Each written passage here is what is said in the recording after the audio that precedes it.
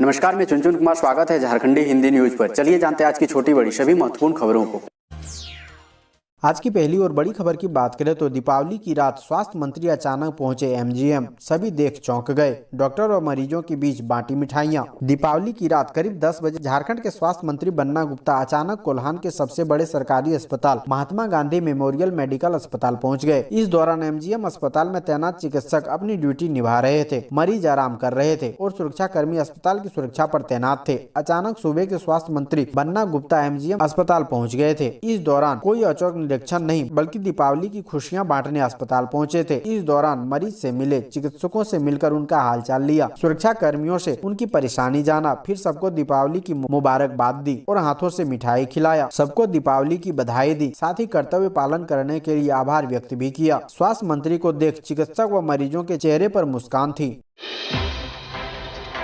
अगली बड़ी खबर की बात करें तो पथरोल काली मंदिर में हुई विशेष पूजा। देवघर के मधुपुर स्थित शक्तिपीठ पथरोल काली मंदिर में गुरुवार की रात विशेष पूजा व श्रृंगार के उपरांत मां काली का पट खुलते ही देवी की आराधना के साथ दीप जलाने के लिए श्रद्धालुओं का जनसैलाब उमड़ पड़ा। काली पूजा को लेकर बिहार, बंगाल व झारखंड से हजारों श्रद्धालु 2 दिन पूर्व से ही जुटे हुए थे। 3 दिनों का मेला भी लगा, जो बुधवार देर शाम तक लगा रहा। देवी के विशेष श्रृंगार के बाद मंगलवार की मध्य रात्रि को देवी के अनुष्ठान को लेकर पथरोल में भक्तिमय वातावरण रहा। इस मौके पर हजारों बकरों की बलि दी गई। मधुपुर देवघर मुख्य पथ पर स्थित पथरोल काली मंदिर शक्तिपीठ देश के 51 शक्तिपीठों की श्रृंखला में से एक है। अगली बड़ी खबर की बात करें तो झारखंड में दीपावली में मिले कुल 20 कोरोना संक्रमित। दीपावली में राजधानी रांची से सबसे अधिक कोरोना मरीज मिले हैं। अन्य राज्यों व जिलों की तुलना में रांची से 11 मरीज मिले हैं। ये सभी मरीज विभिन्न राज्यों से रांची आए हुए हैं। इनमें से अधिकतर मरीज मजदूर श्रेणी के हैं। रांची सहित अन्य जिलों को मिलाकर दीपावली में कुल 20 संक्रमित मिले हैं। इसमें से 6 मरीज पूर्वी सिंहभूम में मिले हैं। अभी सबसे अधिक 62 सक्रिय मरीज राजधानी रांची में है। दूसरे नंबर पर पूर्वी सिंहभूम जिला है, जहाँ सक्रिय मरीजों की संख्या 18 है। जिन राज्यों में सक्रिय मरीजों की संख्या 0 है उनमें दुमका, गढ़वा, गिरिडीह, गोड्डा, गुमला, खूंटी, कोडरमा, लातेहार, पलामू, साहिबगंज, सिमडेगा व पश्चिमी सिंहभूम शामिल है। फिलहाल राहत भरी खबर यह है कि राजधानी में कोई भी कोरोना मरीज अस्पताल में भर्ती नहीं है, अर्थात उनकी हालत गंभीर नहीं है।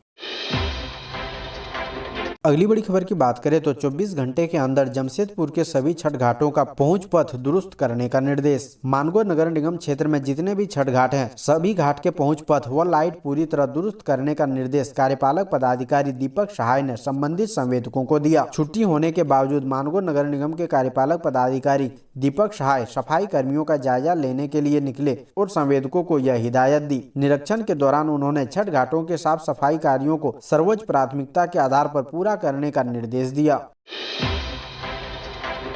अगली बड़ी खबर की बात करें तो combined civil service mains exam जनवरी 2022 में झारखंड लोक सेवा आयोग ने अधिसूचित किया है कि संयुक्त सिविल सेवा मेंस परीक्षा 2021 जनवरी 2022 में आयोजित की जाएगी। विस्तृत कार्यक्रम आयोग की आधिकारिक वेबसाइट jpsc.gov.in पर जारी किया जाएगा। मुख्य परीक्षा के लिए कुल 4293 उम्मीदवारों को शॉर्ट लिस्ट किया गया है। इस बीच आयोग ने 19 सितंबर 2021 को आयोजित प्रारंभिक परीक्षा का परिणाम जारी कर दिया है। जो उम्मीदवार परीक्षा के लिए उपस्थित हुए हैं वे वेबसाइट से परिणाम की जांच और डाउनलोड कर सकते हैं।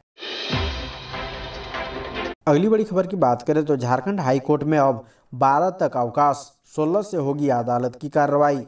झारखंड हाईकोर्ट में दिवाली और छठ पूजा के अवकाश की अवधि बढ़ा दी गई है। झारखंड में अब 12 नवंबर तक अवकाश रहेगा। अवकाश के बाद अदालत की कार्रवाई अब 16 नवंबर से शुरू होगी। 13 को शनिवार और 14 नवंबर को रविवार के कारण अदालत की कार्रवाई नहीं होगी। 15 को विरसा जयंती और राज्य स्थापना दिवस अवकाश रहेगा। इस कारण अदालत की कार्रवाई अब 16 नवंबर से होगी। इस संबंध में आदेश जारी कर दिया गया है। अगली बड़ी खबर की बात करें तो आस्था के महापर्व छठ की तैयारी शुरू। शहर की सुरक्षा को लेकर रांची पुलिस अलर्ट। दुर्गा पूजा और दीपावली के सफल आयोजन के बाद अब राजधानी रांची सहित पूरे राज्य में आस्था महापर्व छठ की तैयारी शुरू हो गई है।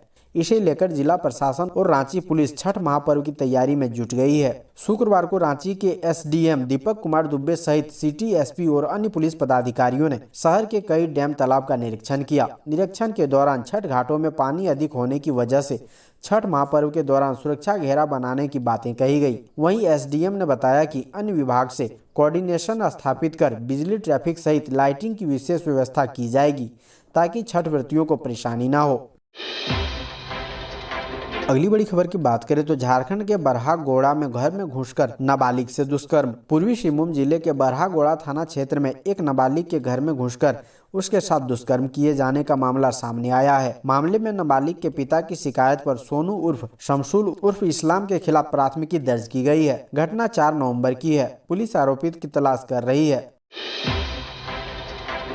अगली बड़ी खबर की बात करें तो मानगो में शरारती तत्वों ने भाजपा नेता की कार और जीप में लगा दिया, कई वाहन को भी पहुंचा नुकसान। पूर्वी सिंहभूम जिले के जमशेदपुर के मानगो के उलीडी थाना क्षेत्र के वसुंधरा स्टेट निवासी भाजपा नेता काली शर्मा की लग्जरी कार और जीप में शरारती तत्वों ने आग लगा दी, जिससे दोनों वाहन जलकर खाक हो गए। वहां आसपास खड़ी दूसरे वाहनों को भी नुकसान पहुंचा। एक झोपड़ी भी जल गई। घटना दीपावली की देर रात की है। शुक्रवार सुबह लोगों को मामले की जानकारी हुई। उलीडी थाना की पुलिस सूचना पर मौके पर पहुंची। काली शर्मा ने पुलिस को बताया कि उनके फ्लैट के पीछे कार पार्किंग की व्यवस्था है। सुबह जब पार्किंग की ओर गए तो देखा कार जली हुई थी। सुरक्षा गार्ड से मामले की जानकारी ली। उसने मामले से अनभिज्ञता जाहिर की। सीसीटीवी फुटेज देखने गए तो बताया गया कि सीसीटीवी खराब है। अचानक से सीसीटीवी खराब होना आश्चर्य की बात है। कार में आग लगी नहीं बल्कि लगाई गई है। आपराधिक साजिश है। फिलहाल पुलिस मामले की जाँच कर रही है।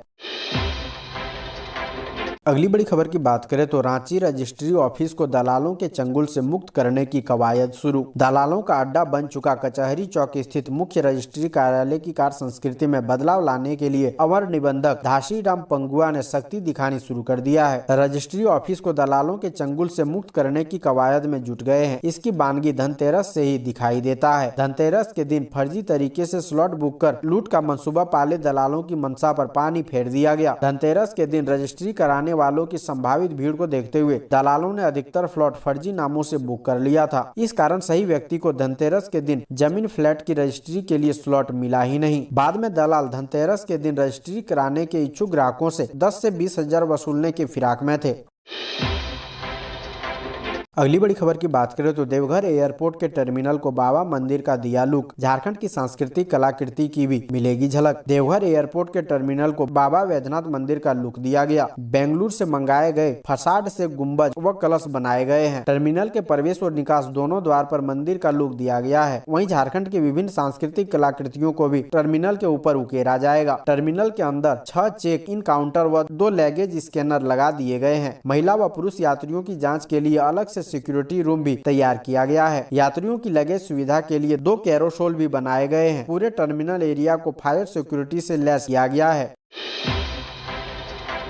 अगली बड़ी खबर की बात करें तो मंत्री ने कहा आधार कार्ड दिखाएं और पीएम आवास का लाभ लें। लोगों ने रिकॉर्ड तोड़ मत से जिताकर मंत्री बनाने का काम किया है। इसका सारा श्रेय पाकुड़ विधानसभा क्षेत्र की जनता को जाता है। अपनी राजनीतिक जीवन में चुनाव को महत्व नहीं दिया है। मकसद केवल क्षेत्र में अमन चैन व भाईचारा बनाए रखना है। यह बातें सूबे के ग्रामीण विकास मंत्री आलमगीर आलम ने गुरुवार को सदर प्रखंड के रहसपुर गाँव में आयोजित जनसभा में कही। मंत्री आलम ने कहा कि क्षेत्र की जनता जब भय मुक्त वातावरण में जीवन यापन करेगी और सम्मान के साथ अपने को सुरक्षित महसूस करेगी तो उनसे वोट मांगने की जरूरत ही नहीं पड़ेगी। जात पात और मजहब से ऊपर उठकर वे क्षेत्र की जनता के लिए काम कर रहे हैं। विकास हो रहा है और आगे भी जारी रहेगा। पंचायत चुनाव के संबंध में कहा कि कुछ लोग यह सवाल कर रहे हैं कि 99% मुस्लिम आबादी रहने के बावजूद कई पंचायतों को एसटी आरक्षित कर दिया गया है। यह सवाल जायज है, लेकिन कोई भी संविधान से ऊपर नहीं है। मंत्री ने अपने गृह पंचायत आहूत ग्राम का उदाहरण देते हुए कहा कि उनके पंचायत में 99% आबादी सामान्य है, लेकिन यहाँ भी मुखिया के लिए एसटी सीट है। इसलिए सभी को संविधान का पालन करते हुए काम करना है।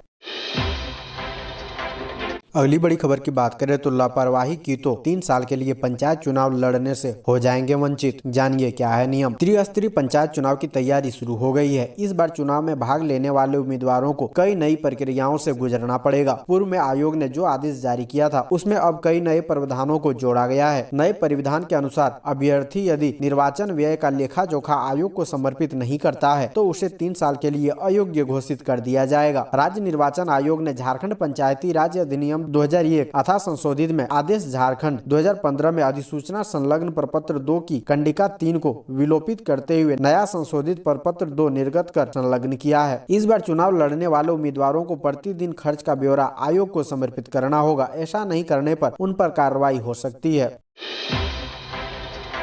अगली बड़ी खबर की बात करें तो गुजरात में बंधक बने झारखंड के 14 मजदूर सुरक्षित लौटे। श्रम मंत्री सत्यानंद भोक्ता की पहल पर हुए मुक्त। गुजरात के राजकोट में एक टाइल्स फैक्ट्री में बंधक बने मजदूर 1 माह बाद वापस लौट गए हैं। अंकित राजगढ़िया के ट्वीट पर श्रम मंत्री सत्यानंद भोक्ता ने संज्ञान लिया। उसके बाद पहल कर सभी मजदूरों को फैक्ट्री से छोड़ा गया। बिना टिकट के ही ये 14 लोग धनबाद लौटे। इसके बाद यहाँ से बोकारो व गिरिडीह के लिए रवाना हुए। धनबाद पहुँचने पर सभी ने खुशी जाहिर की। वहीं फैक्ट्री संचालक व ठेकेदार के प्रति आक्रोश व्यक्त कर रहे थे। मजदूरों ने कहा कि उन्हें उम्मीद नहीं थी कि वह वापस लौट पाएंगे। 15,000 देने की बात हुई थी। मनोज बास्की और राजू ठेकेदार हैं। दोनों ही 15,000 रुपए हर माह देने की बात कहकर 30 सितंबर को गुजरात ले गए थे। वहां जाने के बाद दुर्गा पूजा में एडवांस की मांग की गई तो काम से हटाकर वापस जाने को कह दिया गया। वापस जा रहे थे तो रास्ते में पकड़कर मारपीट की गई और वापस फैक्ट्री ले जाया गया।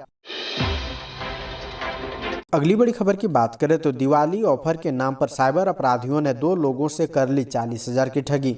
साइबर अपराधियों का प्रकोप दिन पर दिन बढ़ता ही जा रहा है। दिवाली के दिन भी साइबर अपराधी अपनी हरकतों से बाज नहीं आए। धनबाद के बलियापुर के किशन मोतो, निरसा के आशुतोष मिश्रा से साइबर ठगी कर ली गई है। दोनों पीड़ितों ने मामले की शिकायत साइबर थाना में की है। संतोष मिश्रा ने बताया कि दिवाली के दिन सुबह में फोन आया। फोन कर अपने को एक कंपनी का कर्मी बताते हुए उन्हें गाड़ी मिलने की बात कही। बताया कि दिवाली ऑफर में आपका नंबर सिलेक्ट हुआ है, जिसके चलते उनकी कंपनी उन्हें ऑल्टो गाड़ी दे रही है। इसके बाद उन लोगों ने उन्हें अपनी पूरी डिटेल मांगी। अकाउंट नंबर लेने के बाद उन्होंने कहा कि उनके मोबाइल पर एक मैसेज आ रहा है। मैसेज आते ही आपका एक्टिवेट हो जाएगा। इसके बाद आपको गाड़ी दे दी जाएगी। आशुतोष के मोबाइल पर मैसेज के नाम पर OTP नंबर आया। नंबर बताते ही उनके खाते से 30,000 निकासी कर ली गई। वहीं बलियापुर के किशन मोतो से 10,000 की ठगी कर ली गई।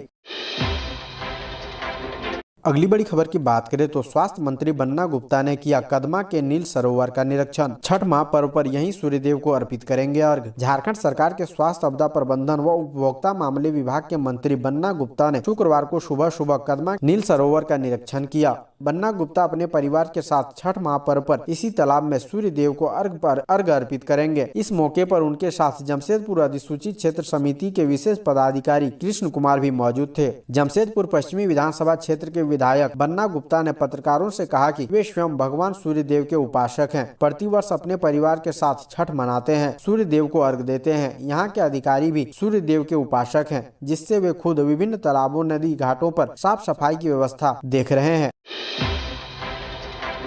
अगली बड़ी खबर की बात करें तो ऐसी क्या बात है कि हर साल दिवाली पर इस इलेक्ट्रॉनिक दुकान में लग जाती है आग। झारखंड के गुमला लोहरदगा रोड स्थित एक इलेक्ट्रॉनिक्स दुकान में दिवाली के मौके पर लगातार दूसरे साल आग लग गई। आगजनी के कारणों का अब तक पता नहीं चल पाया है, लेकिन इस आगजनी में करीब 40 लाख रुपए के नुकसान का अनुमान है। घटना गुरुवार रात्रि करीब 2 बजे की है। आग की सूचना स्थानीय लोगों ने पुलिस और अग्निशमन विभाग को दी। सूचना पर दमकल की 3 गाड़ियां मौके पर पहुंची। स्थानीय लोगों की मदद से फायर ब्रिगेड की टीम ने 1.5 घंटे के बाद आग पर काबू पाया, लेकिन तब तक इलेक्ट्रॉनिक्स दुकान में रखे ज्यादातर सामान जलकर राख हो चुके थे। बता दें कि पिछले वर्ष भी दीपावली के दूसरे दिन इस इलेक्ट्रॉनिक दुकान में भीषण आग लग गई थी। तब पूरी दुकान जलकर खाक हो गई थी। दुकान मालिक को लाखों रुपए का नुकसान हुआ था। इस बार भी कुछ ऐसा ही हुआ।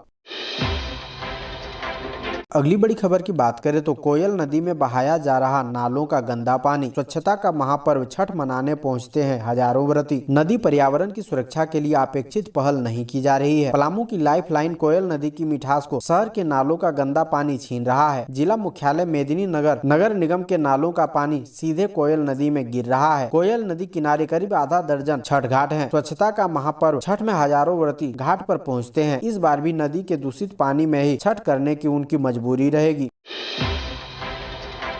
अगली बड़ी खबर की बात करें तो शिक्षक नियुक्ति के बाद विषय को लेकर झमेला। निदेशक के आदेश के खिलाफ हाईकोर्ट में याचिका दाखिल। राज्य के माध्यमिक शिक्षा निदेशक की ओर से जारी आदेश के खिलाफ झारखंड हाईकोर्ट में याचिका दाखिल की गई है। एंजेला भेंगरा व 99 अन्य ने अनुसूचित एवं ब्रिजभूषण कुमार दास व अन्य 40 ने गैर अनुसूचित जिलों में नियुक्ति शिक्षकों की ओर से याचिका दाखिल की है। इनकी ओर से याचिका दाखिल करने वाले अधिवक्ता चंचल जैन ने बताया कि माध्यमिक शिक्षा निदेशक ने 21 अक्टूबर 2021 को एक पत्र जारी किया है, जिसमें सभी जिला शिक्षा पदाधिकारी को निर्देश दिया गया है कि वे वर्ष 2016 में जारी विज्ञापन से नियुक्त ऐसे शिक्षकों को चिन्हित करें जिनकी नियुक्ति जिस विषय के शिक्षक के रूप में हुई है, उन्हें स्नातक की डिग्री में वह विषय मुख्य विषय हो, न कि वैकल्पिक।